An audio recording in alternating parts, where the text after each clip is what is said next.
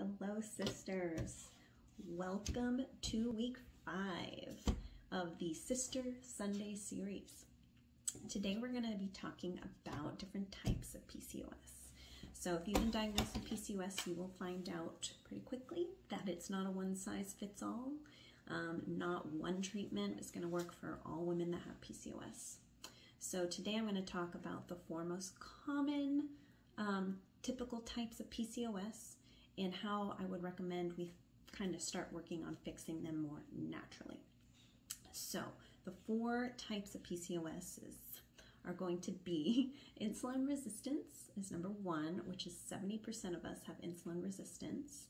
Number 2 is inflammatory PCOS. Number 3 is adrenal PCOS. And number 4 is post-pill PCOS. So let's get started with number 1 is insulin resistance. So what is insulin resistance? Well, when we eat something like carby or added sugar, what happens is we increase our levels of insulin and our pancreas just keeps pumping it out.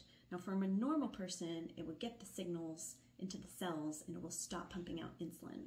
But for women that have insulin resistance, the pancreas just keeps pumping it out. So the bad side of this is we're going to go through major sugar drops. We're going to go through craving sweets. We're going to have low blood sugar and get shaky and kind of dizzy at times, and we need to eat something. So that's a telltale sign that you have insulin resistance. And the other bad downfall is that we typically will have weight gain, and that predisposes us for pre-diabetes or diabetes type 2. So how do we fix that naturally? Well, the number 1 thing I would recommend is exercise, especially resistance training for women, because this will really help control our blood sugar in our body. You can do some HIIT workouts if your body can tolerate it, but I wouldn't do that daily. And then I would also mix in some cardio. You can even do some steady state, low heart rate cardio like walking. That's really, really good to help control blood sugar. Another thing you can do is find a practitioner to help you with supplements, and definitely looking into like a inositol supplement will really help control that blood sugar. So number 2 is going to be inflammatory PCOS. So with that, we can have like chronic inflammation, and some typical signs of chronic inflammation in our body are going to be like headaches, joint pain, fatigue, that kind of thing. So how do we fix inflammatory PCOS? Typically, the problem starts in our gut. So we really want to focus on our gut health. So diet especially, making a food journal is really important because it can show that you might have some like trigger foods. If you have like IBS symptoms, for example, that's a sign of chronic inflammation. So write a food journal, and then you can see like, oh, what did I eat yesterday? And maybe something on that triggered your IBS issues the next day. And then of course, reducing stress. You want to prioritize sleep, that kind of thing. And supplements. So definitely doing some kind of natural supplement, or incorporating certain things in your diet like turmeric, or omega-3s, so fatty fish is really good to incorporate in your diet. So that's how we'll kind of fix inflammatory, chronic inflammation. And number 3 is going to be adrenal PCOS.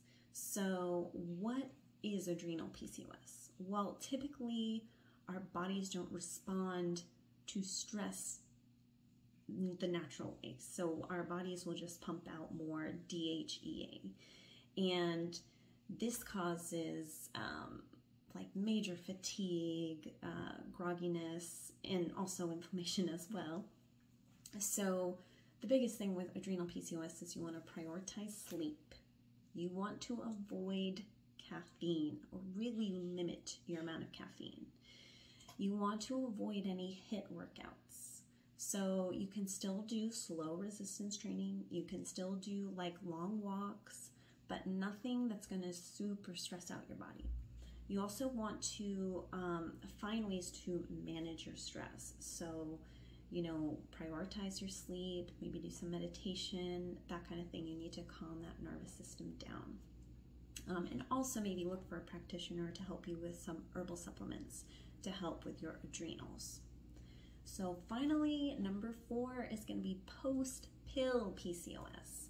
Now this one is kind of nice to have because it's temporary.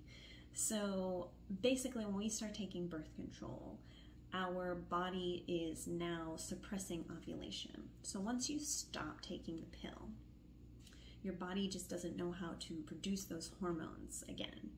So you then later get diagnosed with PCOS, maybe you had an ultrasound and you have like additional follicles that made them give you that diagnosis. Well, the biggest thing with that is, you know, just try to remember that it's temporary.